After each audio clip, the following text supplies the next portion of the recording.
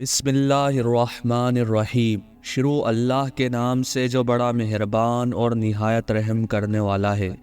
سب طرح کی تعریف اللہ کے لیے ہے جو بڑی شان والا اور پوری کائنات کا رب ہے۔ جب بھی اللہ کی اس زمین پر کسی انسان نے تکبر کیا، ظلم کیا، تو اللہ نے اسے نشان عبرت بنا دیا۔ تو ویسے ہی حضرت موسیٰ علیہ السلام کے زمانے میں قوم قبطواب مالک سے جو مصر کا بادشاہ بنا، جس کا نام والد بن مصعب بن ریام تھا، جس کو پوری دنیا فرعون کے نام سے یاد کرتی ہے، وہ انسانوں پہ ظلم کرتا تھا اور جو لوگ غریب تھے ان کا حق کھاتا تھا، ان سے سخت مزدوریاں اور کم اجرت دیتا تھا، اور جو انسان اس کا غلام نہیں بنتا تھا اس کو قتل کر دیتا تھا۔ تبھی اللہ نے اپنے نبی حضرت موسیٰ علیہ السلام کو حکم دیا کہ اے موسیٰ، فرعون تک میرا پیغام پہنچاؤ کہ وہ انسانوں پہ ظلم نہ کرے، ورنہ اللہ کا عذاب ان کو لے ڈوبے گا۔ جب اللہ کے نبی نے اللہ کا پیغام فرعون کو دیا تو وہ مذاق اڑانے لگا اور کہنے لگا، یہاں کا خدا میں ہوں اور میں کسی کے حکم کو نہیں مانتا۔ تو بس اللہ اپنی نشانیاں حضرت موسیٰ علیہ السلام کے تصور سے دکھاتا رہا، اور پورا مصر حضرت موسیٰ علیہ السلام کے معجزات کو دیکھ کر حیران ہوتا گیا۔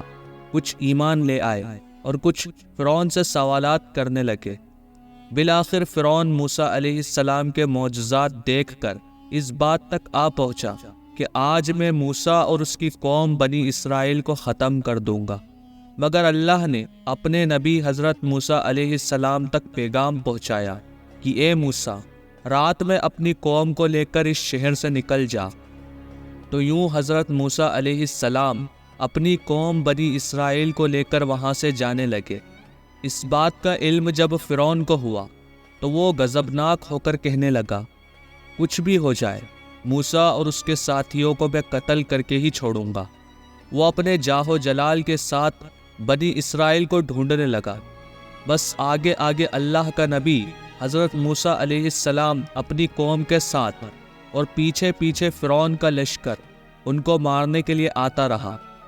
بالآخر بنی اسرائیل قوم دریا تک پہنچی اور فرعون کا لشکر پیچھا کرتے کرتے ان کو دیکھنے لگا۔ جب بنی اسرائیل نے فرعون کے لشکر کو دیکھا تو حضرت موسیٰ علیہ السلام سے کہنے لگی، اے موسیٰ، تو نے ہمیں کہاں پھنسا دیا؟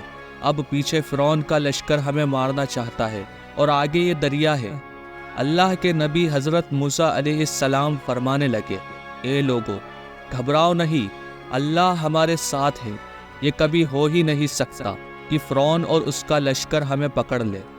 سب کہنے لگے، اے موسیٰ، اب ہم آگے جائیں گے کیسے؟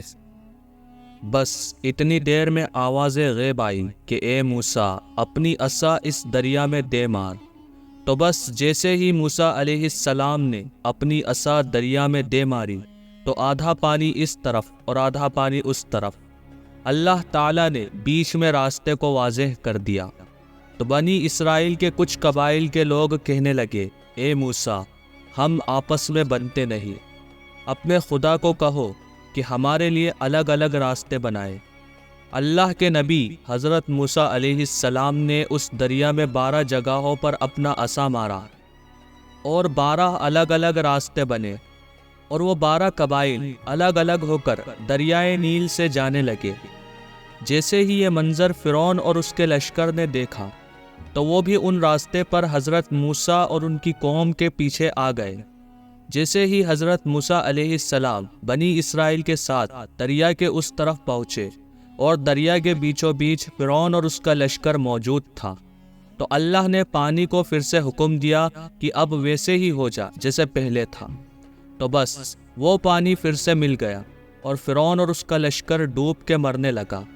یہ پورا منظر حضرت موسیٰ علیہ السلام اور ان کی قوم دیکھ رہے تھے، اللہ کا شکر ادا کر رہے تھے، اور اتنی دیر میں فرعون چیخ کے کہنے لگا کہ میں بھی موسیٰ اور ہارون کے اللہ کو تسلیم کرتا ہوں، میں بھی ایمان لاتا ہوں کہ موسیٰ کا اللہ سچا ہے اور بڑی قدرت والا ہے۔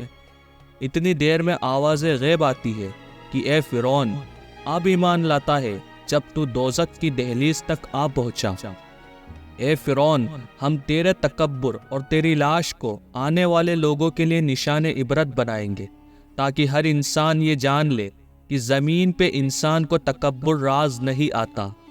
آج بھی اللہ تعالیٰ نے فرعون کی لاش کو نشان عبرت بنا کے رکھا ہے۔ بے شک جس انسان نے تکبر کیا، انسانوں پہ ظلم کیا، وہ اللہ کی رحمت سے دور ہو کر دوزخ تک پہنچ جاتا ہے۔